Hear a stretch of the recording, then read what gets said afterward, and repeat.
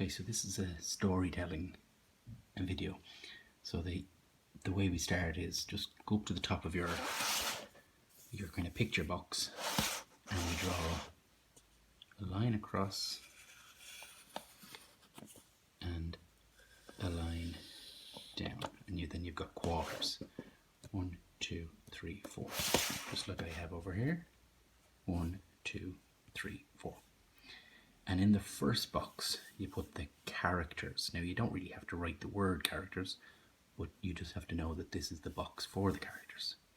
So you can have the good characters and the bad characters, okay? So you can put a line down the middle if you like, if you want to split them up like that.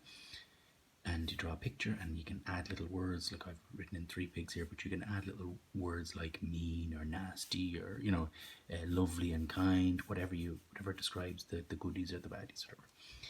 So then we move on to box number 2. It's the setting. So it could be a forest or a castle or a village, anywhere really. It could be in space, it could be on the sea, it could be on an airplane, it doesn't matter. You decide where you want to put your story, and you draw a little picture of it and maybe describe it with some words here, like I've done here. So I've chosen the 3 little pigs. So I drew the 3 little pigs, and I put the big bad wolf in as well. Okay, and then for the setting, just to give you the idea of what to be doing, I just drew there 3 houses. So I've got a straw house, a house made of sticks, and a house made of bricks. Okay, just simple little drawings. To what these drawings are doing is kind of activating your brain into imagining your story a bit deeper. Because if you're writing a story, you don't want to just set off with a blank page and go, okay, the good guy does this and the bad guy does this, and then the end. Okay, you won't get a very good story. It'll be very short, and you'll have rushed through the fun part. Okay, so the fun part is kind of here. Okay, so what happens? It's the kind of problem that happens. Usually it's the bad guy, the baddie, doing something.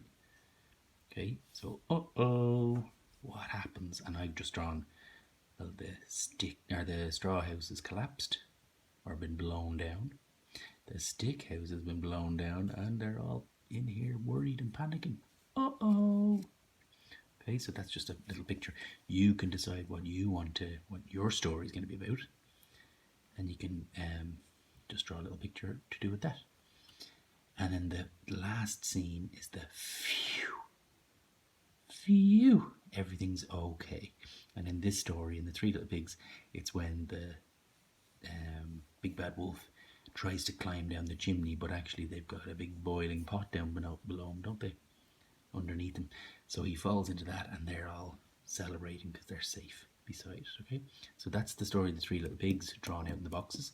Now, as a starter, it's probably a good idea to pick a fairy tale, maybe even this fairy tale, and try to do this, and then maybe start writing the story of it. You could pick another fairy tale, of course, and then when you have the hang of it, when you kind of go, I'm good at this, I'm going to go the next step and make up my own story. Maybe your own fairy tale, your own silly story, and just to try and challenge yourself. So how would we write that story? Well, here's a few little helpful sentence starters. So the start of the story could be once upon a time, or you might try long, long ago, or you might try in a land far away.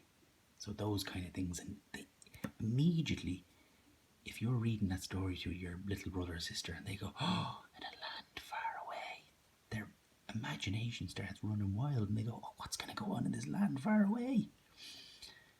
So then you've introduced you introduce your characters. Then once upon a time there were 3 little pigs. And then you might go on to your next sentence. They lived in, I don't know, a happy little village. Okay? Happy little village near a lovely green forest.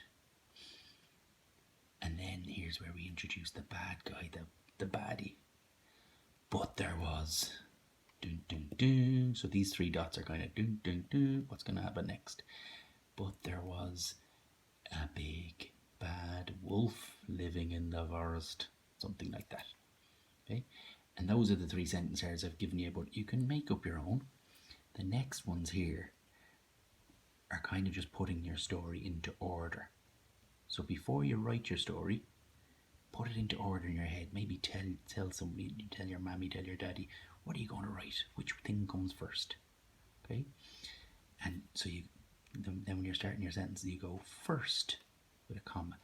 First, the three little pigs went shopping. Next, the first little pig bought some straw. The second little pig bought some sticks, and the third little pig bought some bricks.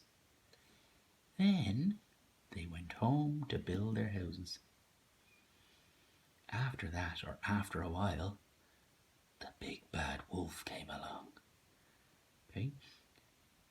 And then you can go back and reuse these same sentence starters. So once the big bad wolf came along, you don't say finally then, because that's like the very end of your story. So you go back and reuse these. So after the big bad wolf comes along, you can go back and your next sentence can be, first he went to the straw house and he huffed and he puffed and so on. And then he went to the stick house. Then he came up to the brick house. When he couldn't blow it down, after that he tried to climb down the chimney. So you're using these sentence starters a lot. You're mixing them up to make your story interesting, and you're putting it into order. And finally, he fell down the chimney and into the boiling pot of water. And they all lived happily ever after. So there's just the next challenge. Now, if you're getting really confident with your reading and you're good with your letter formation and your spelling and things like that, maybe you want a new challenge, and this is the type of challenge that might be a bit of fun for you. Okay, so give it a go. Enjoy.